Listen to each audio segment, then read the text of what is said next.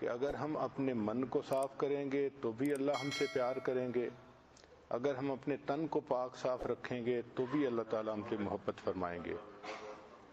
نبی علیہ السلام نے ارشاد فرمایا الطہور شطر الایمان، پاکیزگی ایمان کا حصہ ہے۔ بعض جگہوں پہ فرمایا نصف الایمان، کہ پاکیزگی آدھا ایمان ہے۔ چنانچہ عورت کو چاہیے کہ اپنا مزاج ایسا بنائے کہ گندگی سے کمپرومائز نہ کرے۔ اس کا تعلق انسان کے ٹیسٹ سے ہے، اس کے مزاج سے ہے۔ بعض لوگ ایسے ہوتے ہیں، مرد ہوں یا عورتیں، کہ ان کو گندگی کے ساتھ کمپرومائز وہ کر چکے ہوتے ہیں، چنانچہ ان کو گندگی محسوس ہی نہیں ہوتی۔ یہ ایک بہت خطرناک عادت ہے۔ ہمیں اپنی زندگی میں چند چیزوں کو صاف کرنا ہے، ذرا توجہ سے سن لیجئے۔ نمبر 1، اپنی نیتوں کو صاف کرنا ہے۔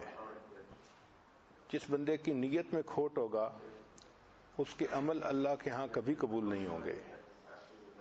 انما الاعمال بالنیات وانما لامرئ ما نویٰ۔ تو ہماری نیتیں بھی ٹھیک ہوں، جو کریں اللہ کے لیے کریں، اس میں کسی دنیا کی تعریف یا کسی اور چیز کا دخل نہ ہو۔ دوسرا، ہم اپنے دل کو بھی صاف کریں، کیونکہ صاف دل کو اللہ تعالیٰ پسند فرماتے ہیں۔ تیسرا، ہم اپنے بدن کو بھی صاف رکھیں، اللہ تعالیٰ صاف رہنے والے بندے کو پسند فرماتے ہیں۔ اور چوتھا، ہم اپنے کپڑوں کو بھی صاف رکھیں۔ ایسا نہ ہو کہ گندے کپڑے ہوں اور آدمی کو احساس ہی نہ ہو۔ تو کپڑے روزانہ صاف ستھرے پہننا اور ان کو صاف رکھنے کی کوشش کرنا، یہ عادت ہونی چاہیے۔ اور پھر اپنے گھر کو بھی صاف رکھیں۔ ہم نے دیکھا ہے کہ کتا ایک جانور ہے، جب بیٹھنے لگتا ہے تو اپنی دم ہلا کے اس جگہ کو صاف کر لیتا ہے۔